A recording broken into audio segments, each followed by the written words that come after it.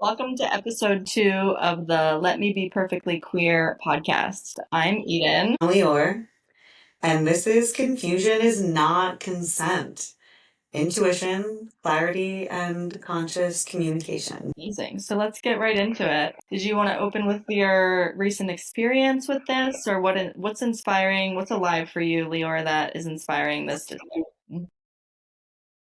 I feel like let's ground this into an intention first and just say what we're about to set out to do before we begin, because I feel like this can be a pretty edgy conversation, a pretty edgy topic. Like there may be some moments where you feel called out listening to this. I feel called out knowing this, stuff, because we all, I think, participate and have a relationship to confusion. Yeah, I think naming the starting place. For sure. So I think my intention for this is just reclaiming clarity, like through our intuition, our body, conscious communication, and using that as an act of empowerment and community repair and queer embodiment and elevation. Love that. I want to highlight the aspect of the body being able to speak and really attuning to and relearning the unspoken language that our body uses to communicate with us as the channel between us and our highest self, right? And our true, like, capital L self that's in the center, Mm-hmm. right? I think that is the intention for me, for sure. For sure. And I think my highest self, to clarify, it's just like us before when we're not triggered. It's us when we're in our clarity, our calm, our connected, our happy, joyful, present selves. I love that sense of wholeness, that sense of like being really present. Definitely. So what does confusion feel like in your body? Fusion shows up in a lot of different ways for me, and it depends on how afraid I feel. And however afraid or threatened I feel controls like how strong the confusion comes on, I feel like. Because there's the sense of urgency to like clear it up. Like, oh gosh, I need to clear it up quickly, or right? And what does confusion respond to the least is like being rushed. It's like smoke, it only clears when it has a lot of space, and space is created through time, right? So it doesn't really open up easily once you start feeling that urgency. So it comes into my body as a lot of tightness and a lot of activating like smallness, like poses where I'm, touching my neck a lot, or maybe my hands. My telltale sign of I'm really confused is like my hands are on my mouth. Okay. And I'm the thinker. I'm sitting there like, what the fuck is going on? Every single time, which is funny because it's not a conscious thing, but it'll happen every time. Mm-hmm. And, depending on, like I said, how intense the feeling is, it can get louder and look like different things, but it can be even as small as like, I feel a little invisible, or I feel a little less connected to this person, a little less met. Why do I feel so alone in this conversation or this connection? Yeah. And that's like the gentle voice. And what is your something?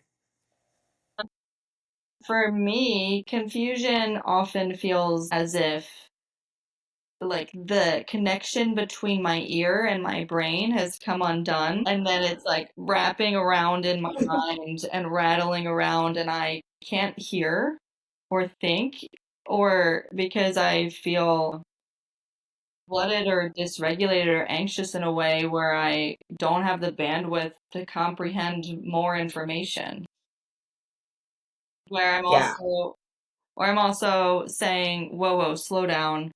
I'm noticing I can't understand you. Would you be willing to pause or repeat that? Because for whatever reason, I'm not comprehending mentally what you're saying. But I think also in my body, it feels like tightness in my chest or some sort of like spinning feeling in my stomach and in my head. Well, yeah, that dizzy feeling, I really relate to that of like, Mhm. are you spinning me around right now? Are you moving or am I moving? Mhm. Yeah. And or for me, I my inner monologue when I'm not fully present or I'm anxious is very loud, and so confusion for me is just multiple parts of me or multiple belief systems running at the same time telling me different things. Like, did they mean this? Maybe it meant that. Maybe it means this. And then they're sort of overriding and talking so loudly that I get more confused until I'm able to pause and ask for clarity. I like your use of the pause. I like that tool. For sure. And I think that's really important and a big topic of this podcast for us because I've noticed that in community or in relationships, people can often feel confused or weaponize confusion as a way to avoid accountability or disconnect, Hmm. which reminds me of the quote you said to me earlier, which was, they left you confused because clarity would have meant accountability, so confusion is their best defense. So at times, I think people might use confusion on purpose to avoid accountability or avoid hard conversations because Absolutely. they fear conflict or they're not emotionally mature enough to have the tools to have challenging conversations. Right. And that's best case scenario. Worst case scenario, it's intentional manipulation.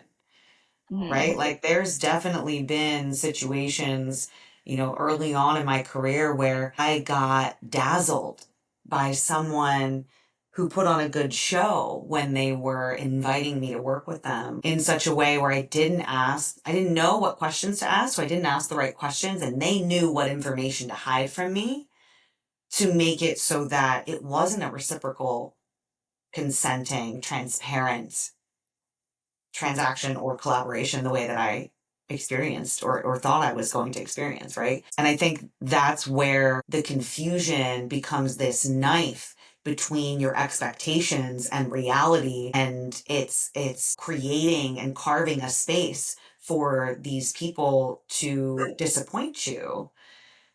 And sometimes it is by accident and sometimes it's on purpose. And I think a great example of how this can happen, like not even on purpose, is when we're not really sure what we want.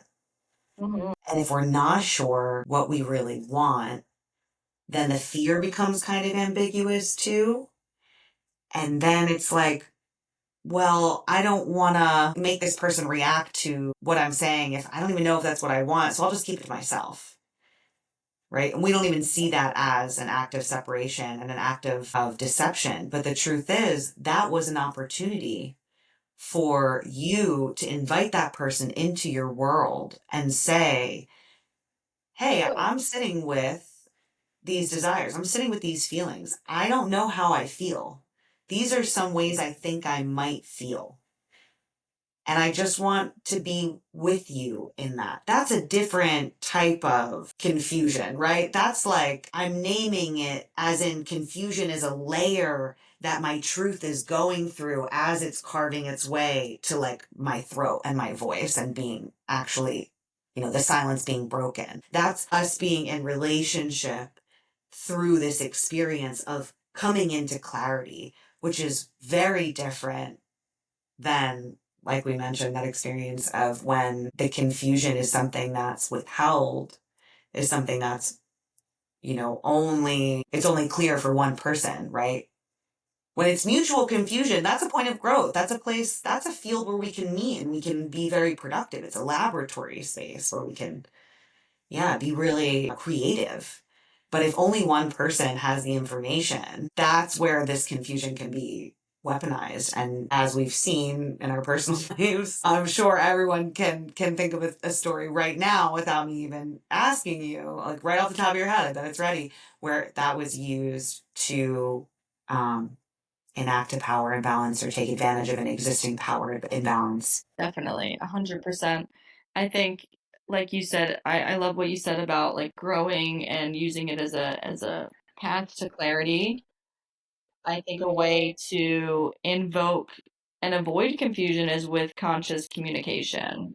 And first knowing what you want and connecting with yourself, and only through being able to connect with your body, your wants, and your needs, can you then better connect and communicate with other people. Right. And these are skills we don't get taught in our families, that we don't get taught growing up. And a lot of us, I'm sure, either you were either never asked what you wanted, or it wasn't safe to talk about what you wanted because it would get you rejection or exile or punishment or correction or any number of, like, quote unquote really bad things for, a young kid who feels alone in the world the second that we make ourselves visible, which is what happens when we voice a desire. Now, who I am is super visible. Yeah. And often could be unsafe to be visible, specifically for women or queer people or people of color. I think historically it has been unsafe for them to be outspoken about their wants and their needs Absolutely. and their desires. And so we've sort of been conditioned to be quiet. Women have been told to be like just a good girl or, submissive to the men, and people of color have been told, like, don't move in, don't, you're not welcome here. It's because there's segregation and racism. And then people who are queer would often experience violence for being themselves. And I think that that's where this confusion comes from, is because people fear clarity. They don't, not only is it from when they're in their childhood, but it's also ingrained in our body as a protection. Absolutely.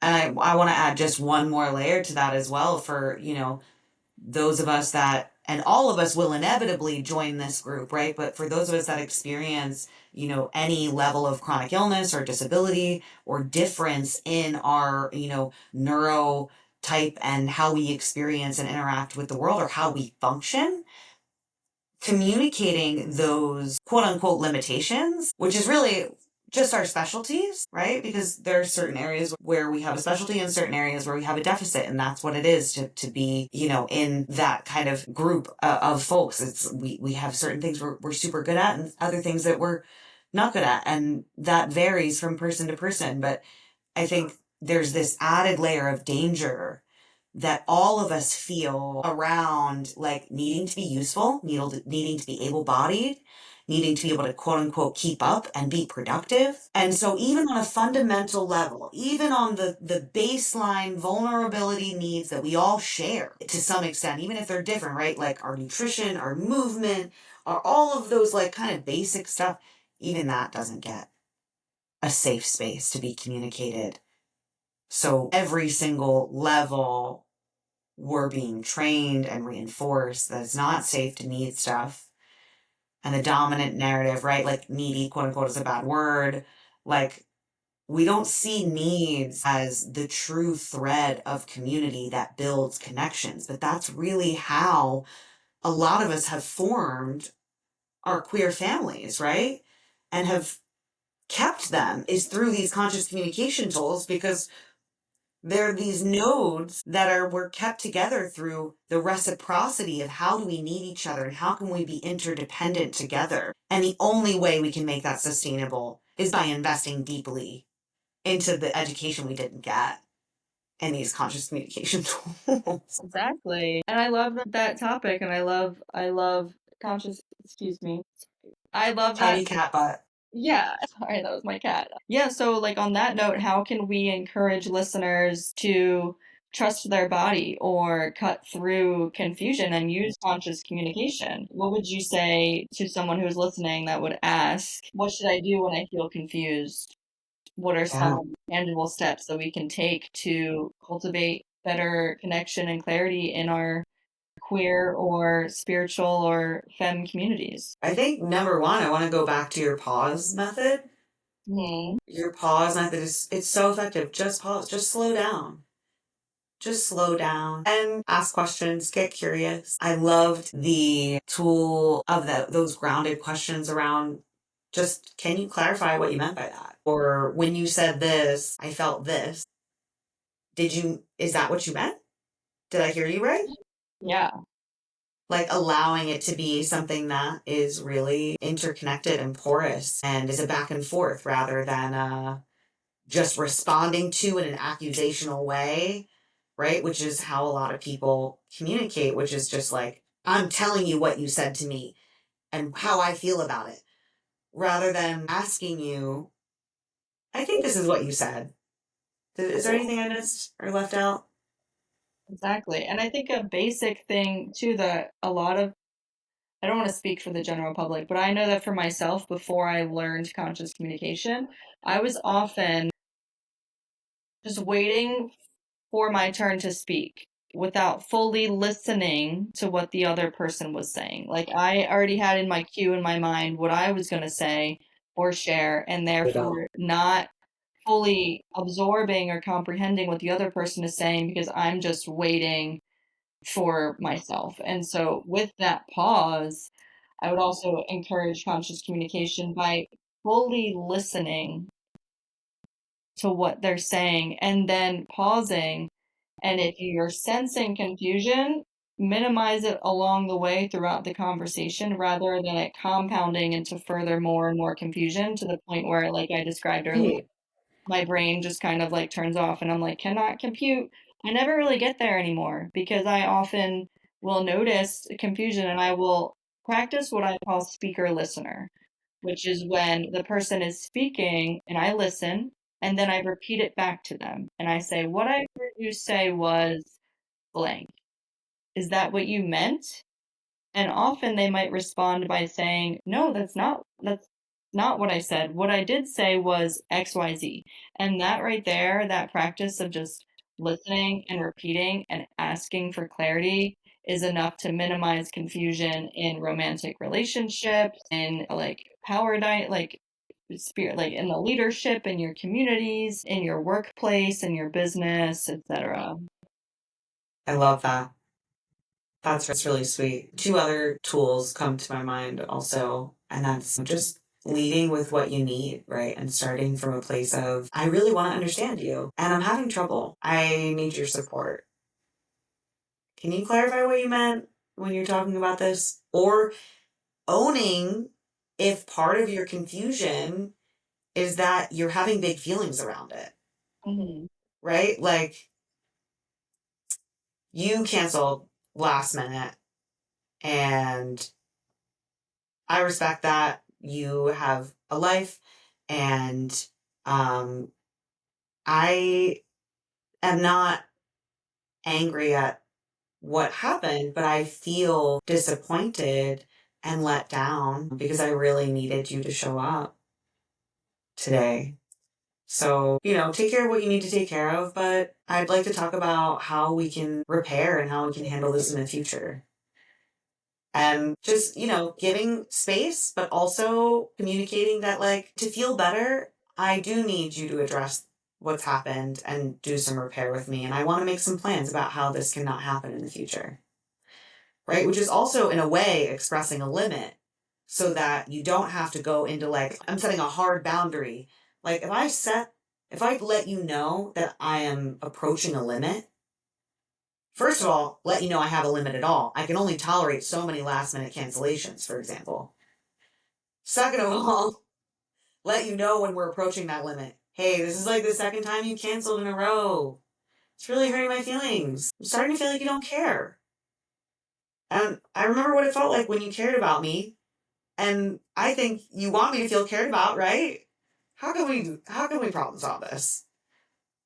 Right? So building that clear pathway from blamelessly. It's not what you did, it's this happened.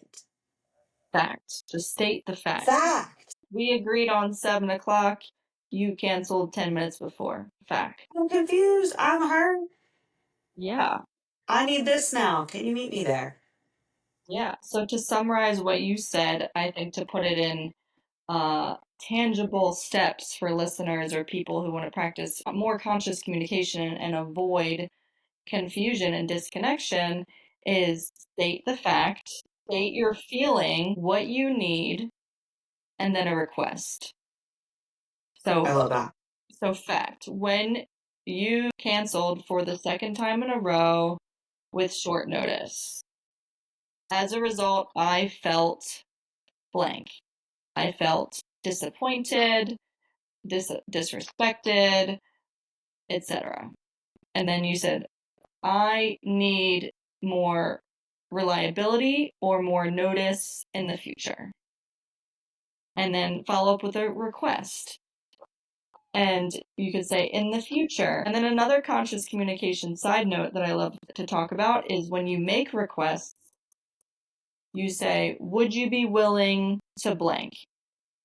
Instead of saying, Mm, I need you to blank. It comes across as when you say, I need you to something, it kind of takes away the person's autonomy in a way, or their ability to consent to your request. So when you phrase it as, would you be willing to blank, that gives them choice. That gives them the opportunity to answer yes or no. And most likely, when you ask it that way, people are delighted to give you what you need because you've spoken your feelings. They don't want to hurt your feelings. You're not coming at them in a way that's accusational or blameful or attacking them. You're simply stating a fact, a feeling, a need, and then asking in a not like a calm request. yeah. Does that And make what I sense? love about all of these is really what we're doing is building space. We're building space for the confusion to dissipate where we can be together in the space. Mhm. And I think that's really powerful. Like all of these are tools of connection because confusion is a place where the connection's murky. It's foggy. It's not, right? It's not solid. And we want to feel solid and held and grounded in each other. And I think I want to also just highlight the aspect of when you're making this request, being willing to receive a collaborative response, as in, listen, what I know about myself is I'm always late. Mhm. I am never on time. I am a bisexual 90 minutes late to every single occasion. And nothing I do can change that.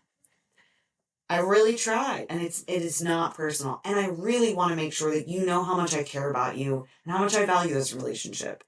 So, what are some ways that I can make you feel connected, that you can help me be maybe a little more on time, but also how I can help you accept that I'm a late ass bitch and I'm going to be late 9 out of 99 times unless you trick me by saying it starts 5 and it doesn't really start until 7.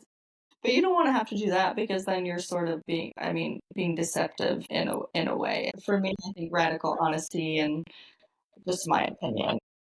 Fair. And whatever the solution is, it has to be Uh-huh. right for those specific people. And you guys can be collaborative in the experience and just accept that, like, there are times when, for whatever reason, we can't meet each other's requests, but we can still be really curious Mhm. about how to meet each other's needs, maybe in ways that we haven't imagined yet.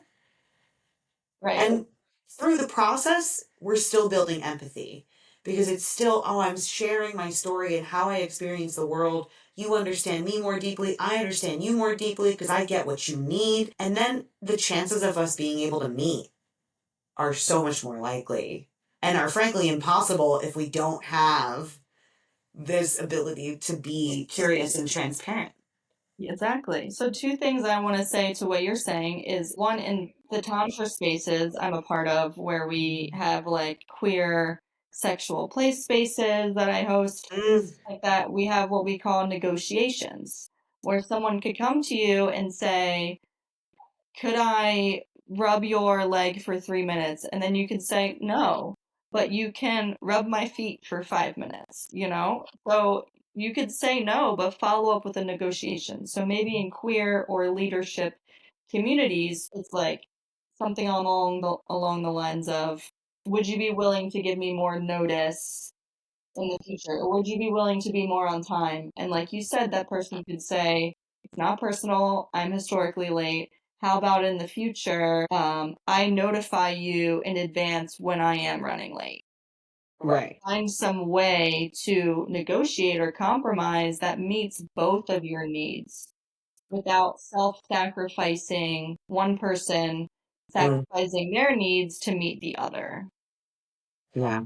Absolutely. No self abandonment here. No self abandonment here. I think one of the most transformational aspects of queer culture and the chosen family phenomena is that repair is this really key, this absolutely key, critical, crucial, foundational skill that is part of the magic that holds that web together and that makes us so able to take the risks you need to take to become yourself, because it is so fucking risky and it is so genuinely dangerous. It's not just scary because it's spooky. It's scary because it is real life consequences, and there are so many ways in which our fears of being exiled or not belonging or being punished or being harmed are real. And the only protection that we have, and truly, and the solution that we have for that, is to build these collections of queer networks, right? That are strong, that are able to practice visibility with each other, practicing repair, practicing conscious communication, getting into that experience of liberation, embodying it, and then being able to shine it out to the point where other folks can pick up on that and either start their own or connect with you, because ultimately our whole network is connected, right? There's no queer person on the planet that I don't feel I have some relation to, right? I don't know. I don't want to speak for everybody, but like that's how I feel personally, because we all really like have faced on some level that same fear and that same feeling of, is what I am okay? Is it okay to be me? And we all have the power to reassure and celebrate each other in, yeah, it's not only is it okay, it's fucking awesome. It's needed. It's needed. It's essential. It's required. Right. I saw a quote recently that was like, in the world today, in our current environment, our authenticity, our full embodied expression is rebellion, is revolution. Mhm. It's empowering for not only ourselves, but the people around us and the generations before us who didn't have the opportunities to be as out and proud as we can be. And it's going to inspire the generations after us who are going to be outer and prouder because we showed them how. Right. And not only that, I want to just highlight too how many gifts the variety of communities that are within queer culture offer to the world at large. Like, if you just, like, let's just look at asexuals for a moment and the ways in which they've developed all of this language just through conversating and ideating around. This is my experience. I'm sharing my story, and this is what other people are. And so now this is a phenomena we've discovered. Now we got to name it.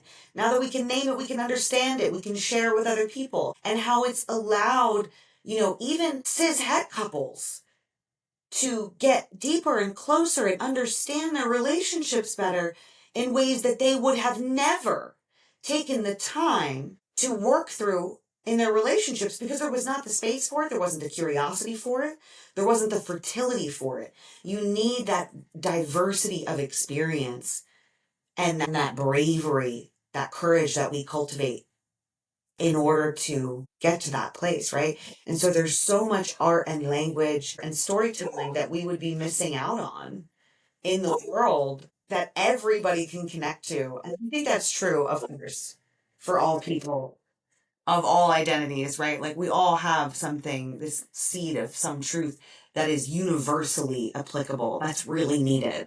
And I think especially when it comes to queer folks and queer culture, it's like so important that we cultivate this in connection and in community with each other so that we can grow that light before it's shined out to the world, because it's so easy for it to get blown out because the world is so unforgiving. Exactly. I totally agree with you. I think what's coming to my mind was what you're talking about is communication is intimacy. There's people who are asexual and they don't have sex. Like, communication is intimacy. Screaming, I want that on a fucking sticker. I want that on a thong. I want that on, like, my chest. Wow. It's how you can be deeper and have more depth and devotion to yourself. It's how you can have more depth and devotion to your relationships, your partners, your work, your community, is through the intimacy that is clear communication. That's what I think. I love that. I love that. That's so good. Wow. That I feel like is the perfect segue to reframe the quote from earlier Hmm. about clarity and confusion. And that being, I choose clarity because I value accountability and connection Intimacy. and intimacy. Let's get intimate. Come talk to me. I love that. I love that so much. Exactly. I love that too. And I think with that, just to like integrate the conversation, maybe we could ask viewers where are you feeling confused in your life right now? What does confusion feel like in your body? What might your body be trying to say? And what tools or practices can we use to create deeper connection, intimacy, and empowered communities? Love that. Yes. And maybe there's something we could ask viewers, what conversations in your life are you seeking more clarity? And what would it take for you to initiate that conversation? And also, imagine a world where queer business, art, relationships, and healing spaces could feel more empowered if confusion was replaced with courage. I think as a final permission slip, hold on a second, I need to yell at my dogs. Fuck off! Fuck off! Get out! Get out! I didn't even mute myself. I'll cut that out. Okay. I'd love to offer a final permission slip. You deserve clarity. Your truth belongs in the room. And confusion isn't your fault. It's a signpost pointing you towards that deeper truth. It's an invitation into intimacy and a path to building trust. So cheers to all of the trust building and the relational repair and the clear conscious communication that we know y'all are going to get into. Yes. We love this. And going forward, if there's anyone listening who wants to contact us and share their stories or questions or experiences from this episode or in their own life, we would love to hear from you. And we'd love to respond or discuss, answer any questions, or maybe do a Q&A in a future episode. Yeah. You can send us your written stories or your voice recordings if you feel really brave.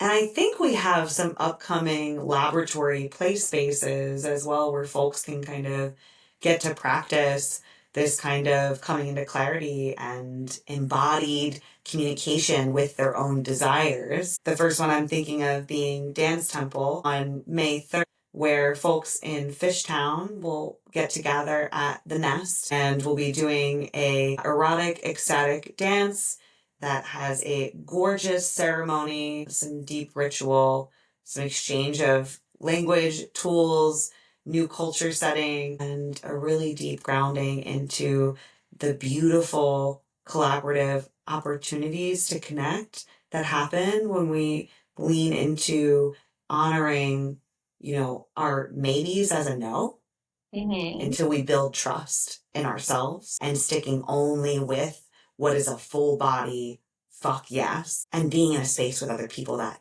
know how to reaffirm that for us. So I'm really excited.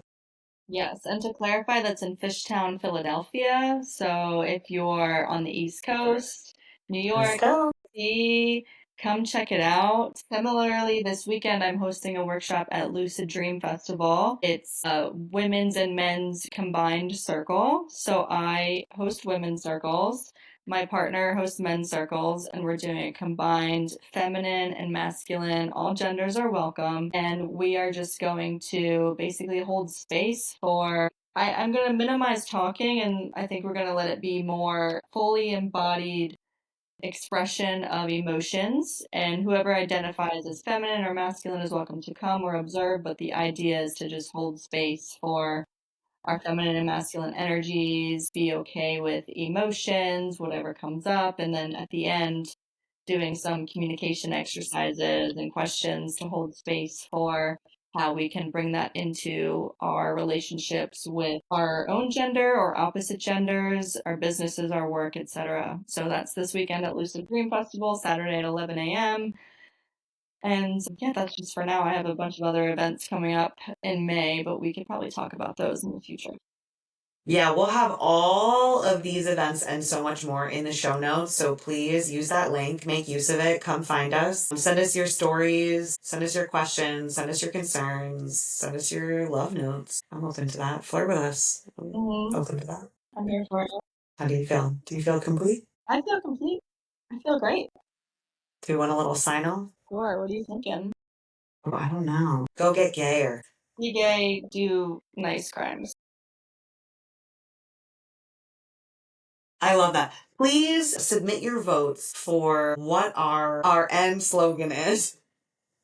We love that. If anyone has an end slogan or catchphrase, feel free to send it to us. Amazing.